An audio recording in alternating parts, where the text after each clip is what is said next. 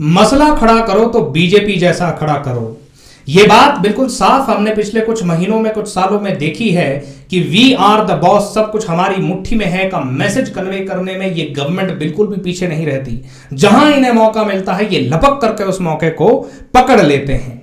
तो आज से 2 दिन पहले की बात है जब तमिलनाडु के कोयम्बटूर शहर में हो रही एक मीटिंग में, जहां हमारे देश की मैडम फाइनेंस मिनिस्टर ने शिरकत कर रखी थी, वहां पर एक रेस्टोरेंट चेन के मालिक ने मैडम जी से एक सवाल पूछ करके गलती कर दी। और वो सवाल बहुत जायज था कि इस देश में जीएसटी के नाम पर जो आपने कचरा फैलाया है उसने बहुत ज्यादा कंफ्यूजन पैदा कर दिया है, कृपया करके उस कंफ्यूजन को दूर करिए। उनका कहना था कि देखिए भैया, जो ये बन मिलता है उस बन में अगर क्रीम लगी हुई हो, यानी कि क्रीम वाला जो बन होता है उस पर जीएसटी आप लगाते हैं 18% के हिसाब से, और जब बिना क्रीम वाला बन बिकता है तो उस पर जीएसटी लगता है 0%। तो हमारे पास कंज्यूमर्स आकर के ये कहते हैं कि भैया आप हमें बन दे दीजिए, हम जैम और क्रीम खुद लगा लेंगे। अब मैडम फाइनेंस मिनिस्टर, आप इस कंफ्यूजन को दूर करिए, हमारी समस्या का समाधान करिए। लेकिन सच सुन करके मैडम शायद थोड़ा गुस्सा हो गई। इस बात को भांप करके मीटिंग खत्म होने के बाद वो रेस्टोरेंट चेन के मालिक महोदय एक बहुत अच्छा जेस्चर करते हुए मैडम के पास माफी मांगने चले गए कि मैम, मैं एक जेन्युइन प्रॉब्लम लेकर के आया था, मेरी इंटेंशन आपको हर्ट करने की या इंसल्ट करने की नहीं थी।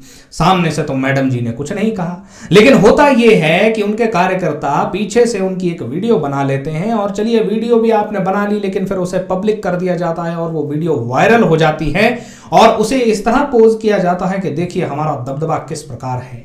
हालांकि इस पे उनको बहुत सारा बैकलैश भी देखने को मिला है, मगर बड़ा सवाल वही है कि एक आदमी आपसे सवाल पूछता है, आप हैं एक पब्लिक रिप्रेजेंटेटिव, तो जनता से वोट लेकर के फिर कुर्सियों पर बैठते हैं। एक व्यक्ति आपसे एक साधारण सा सवाल पूछता है जो एक जेन्युइन प्रॉब्लम है, आप उस व्यक्ति की न सिर्फ वीडियो बना देते हैं बल्कि उसको वायरल भी कर देते हैं, वो भी उस व्यक्ति की परमिशन के बगैर। ये आपकी इस देश में चल रही जो विकास की सरकार है उसका असली चेहरा बताता है। बहरहाल, इनके जो ऑपोजिशन में महोदय बैठे हुए हैं इस समय, जो 99 नंबर ला करके ऐसे खुश हो रहे हैं जैसे कि उन्होंने टॉप कर दिया हो, जबकि उन्हें यह पता ही नहीं है कि बेटा 565 का पेपर था, 100 नंबर का नहीं। ये महोदय इंटरनेशनल बेइज्जती करवाने पर तुले हुए हैं भारत की। इन दिनों ये अमेरिका में बैठे हैं और जहां इन्हें स्टेज मिलता है ये उस स्टेज से भारत की बेइज्जती करवाने में कोई कसर नहीं छोड़ते। हालात इतने बुरे हो चुके हैं कि इन्हें एक सीनियर जर्नलिस्ट ने यह कहकर टोक दिया कि देखिए श्रीमान जी, जब आपकी दादी श्रीमती इंदिरा गांधी जी प्रधानमंत्री थी और उन्होंने यूएसए का दौरा किया था तो मैं उस वक्त वहां मौजूद था और मेरे उनके साथ रिश्ते बहुत अच्छे थे। लेकिन जब उनसे पूछा गया किसी बाहर के जर्नलिस्ट के द्वारा कि मैडम प्राइम मिनिस्टर, आपको मोरारजी देसाई ने अरेस्ट करवाया था, तो भारत में आपका जेल एक्सपीरियंस कैसा था? यहां पे आपको बता दें कि उस जर्नलिस्ट ने जानबूझ करके यह सवाल उनसे पूछा था ताकि कि वो कोई ऐसी बात कह दे जो उनको मसाला दे दे। लेकिन मैडम इंदिरा गांधी जी ने एक बहुत अच्छा जवाब देते हुए यह कहा था कि मैं अपने देश के बारे में एक भी गलत बात बाहर की धरती पर नहीं करूंगी। शायद आपको इस बात से सीख लेनी चाहिए। हालांकि बतख जैसा मुंह उन्होंने बना दिया, लेकिन सीख कुछ नहीं ली, क्योंकि अगले ही स्टेज पर जाकर के उन्होंने फिर भारत की बुराई करनी शुरू कर दी।